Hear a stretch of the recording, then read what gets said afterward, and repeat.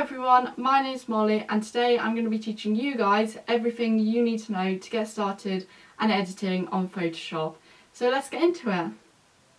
Okay, so once it's opened up you will have this page which will show you all your previous files, and also if you come over here, this is the button you're going to want to press create new, and then here you can choose whatever size of photo or whatever size of file you want to create. So I'm just going to go on what I usually go on, which is actually the size for YouTube thumbnails. So it's for width of 1280 pixels, that's for width, and the height is 720. So then you just click create. You can choose all different, go through orientations or stuff like that.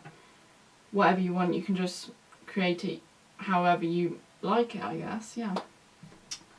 And so then once you've actually got the file and the size, you're going to want to choose a picture. So I'm on a file of photos that I took the other day, and I've just chosen this one, and I'm just going to drag it into Photoshop. It's just of a landscape. And there you have your photo. So I double clicked on it to get rid of the where I can move it and resize it. If you want to get that back, you just go on to edit, free transform, and you've got the lines back, and you can make it bigger, smaller, or move it around, whatever you wanna do with it. So that's for like resizing and stuff like that. And then if you can't see it as well, you want it more zoomed in, you can go over here and you can zoom in and out using these, or you can just click fit screen, and then the whole photo will fit your actual screen, and you can just see the photo better, all of that. Okay, so the next thing I'm going to do is show you how to change like the vibrancy. So we're going to go down, you can choose vibrance, this is just in image, adjustments, and then vibrance, and you can obviously bring it right up, and you can also bring the saturation right up if you want. I mean, that's not what I'm going for, or you can bring it all right down and you've got a black and white image. So I'm just going to bring up the vibrance a bit, just to make it look a bit more appealing, and I've also brought up the saturation just a little bit. It just makes the photo look a bit nicer, in my opinion. And you can also go over here and you can click brightness and contrast. I really like to up the contrast a bit, and also if you do have a darker image you might want to bring the brightness up just to brighten it. Obviously you don't want it bright, but then if it's dark like that you want it a bit brighter, so something like that. And the contrast, obviously there's no contrast there, and there's loads of contrast there. So honestly, just play around with all these tools, see what works for you, see what you like, and just give it a go.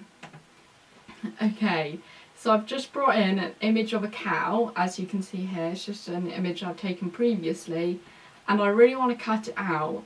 So how would I do that? Well, I would zoom in first, so I've got a better idea. I can see its outlines better.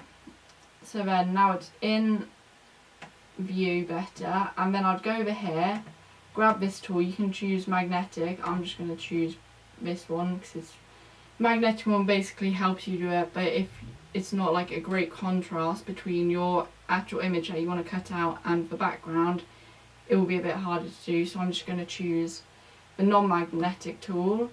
Basically you just click around the image and you draw lines around. Now I'm just doing this really roughly, so it's not going to look great. I'm sure you guys will spend a lot more time on this and care than I am right now, but I'm just going to cut this out.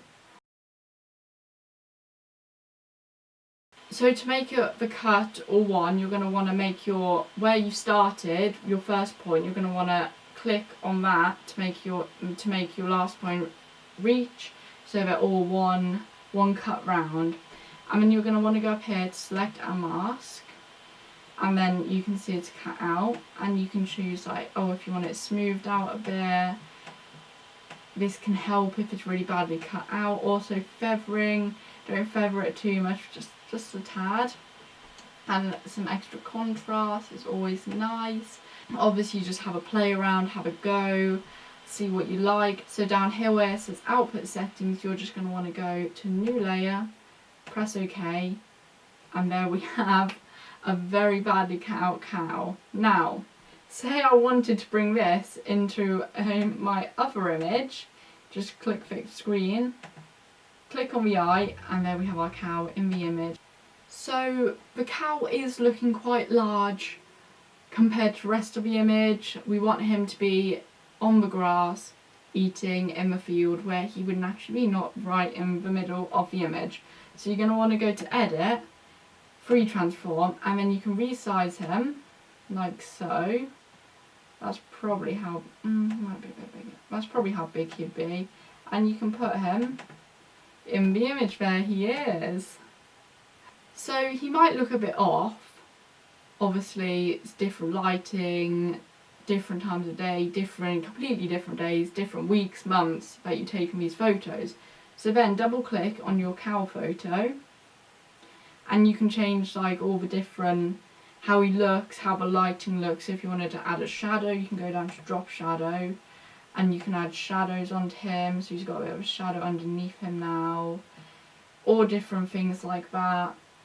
I mean, you can give him an outer glow if you really want. I mean, nothing's off the table here.